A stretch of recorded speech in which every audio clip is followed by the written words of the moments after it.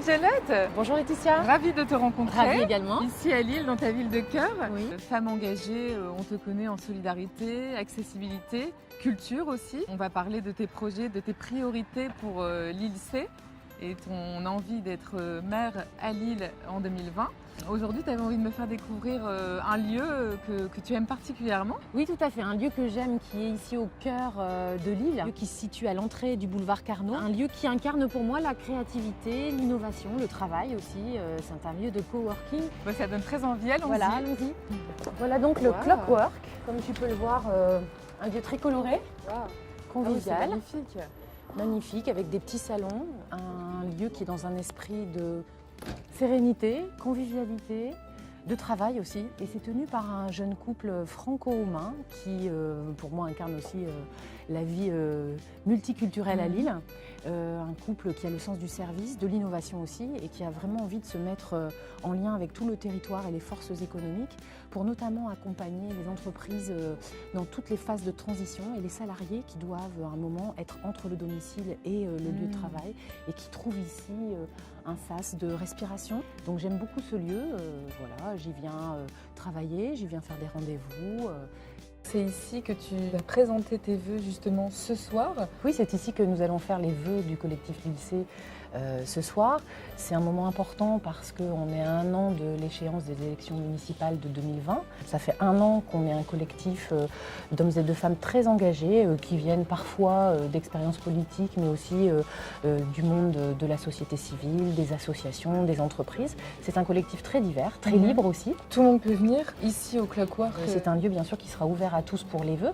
L'idée c'est de s'ouvrir aux Lilloises et aux Lillois et à tous ceux qui voudront contribuer à la réalisation de ce nouveau projet pour Lille. Tu es toujours en poste, oui, parce que tu étais à la mairie pendant longtemps en tant que directrice de cabinet.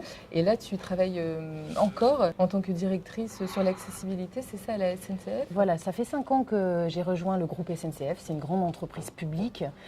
J'ai beaucoup de fierté à travailler pour cette entreprise parce qu'elle s'occupe à la fois des grands sujets de la mobilité et du transport en France et des voyageurs, et puis en même temps des sujets plus sensibles dont je suis en charge, qui est l'accompagnement des personnes à mobilité réduite ou en situation de handicap pour pouvoir réaliser leur voyage. Tu organises déjà beaucoup de réunions. Il y en avait encore une avant-hier sur vraiment l'attractivité, le développement économique. Justement, dans le cadre de ces réunions, il y a à chaque fois des bonnes idées qui ressortent. Des idées très intéressantes sur, par exemple, le parrainage de petites entreprises ou petits entrepreneurs qui se lancent et qui pourraient être parrainés par des grandes entreprises qui leur donneraient des conseils à la fois sur le financement, le recrutement, les décisions stratégiques à prendre. Ce qui est ressorti, c'est le manque d'une grande école internationale à Lille qui permette d'accueillir les enfants des talents étrangers qui viendraient nourrir nos besoins de recrutement pour les entreprises lilloises. Le besoin d'un pôle d'accueil international. Si on veut attirer des personnes qui viennent de très très loin, il va falloir accompagner le conjoint à trouver lui aussi un emploi,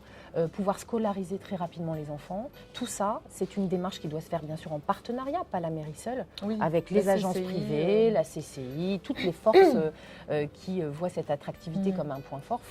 Il faut redonner une très forte ambition sur ce point-là.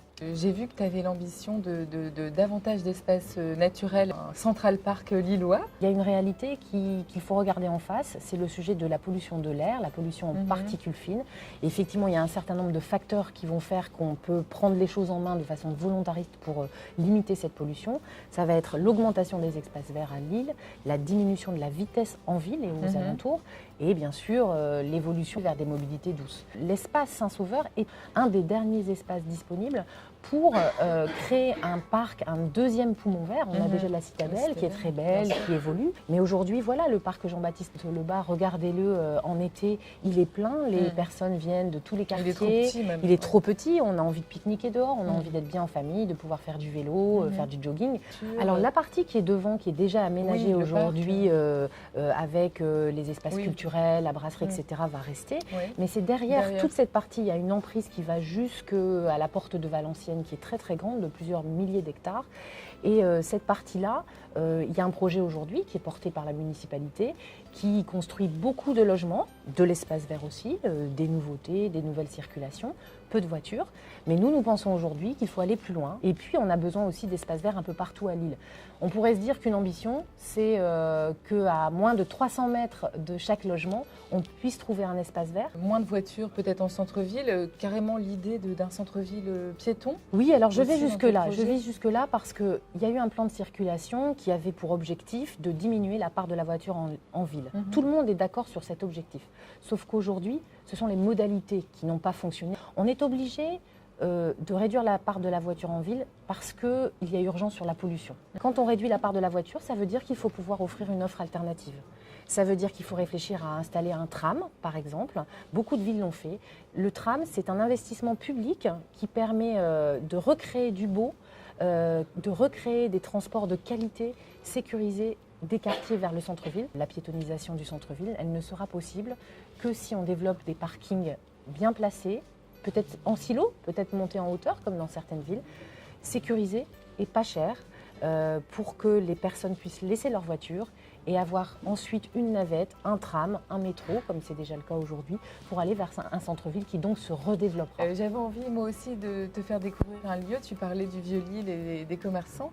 Il y a une petite boutique que j'aime beaucoup et si ça te dit, tu peux m'accompagner. Eh bien, allons-y. Donc là, voilà, au nom de la rose, une petite boutique donc fleuriste, le vert, l'environnement, ça fait écho aussi à tes envies, tes projets. Très bel endroit. Et c'est un commerce indépendant. Donc, Bonjour, enchantée. Bonjour, Violette Spielbout, enchantée. Spécialisé rose, mais il y a aussi d'autres fleurs et qui viennent directement d'Équateur. C'est la spécificité de Au nom de la rose. Je suis toujours heureuse de découvrir des nouveaux endroits à Lille parce que ça bouge beaucoup. C'est vrai que quand on travaille, on a sa vie de famille, on n'a pas forcément le temps de se balader, de faire les boutiques.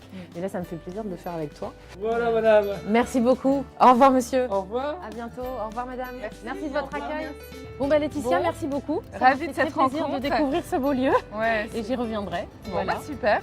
À bientôt. Ouais. Au revoir. Au revoir Violette.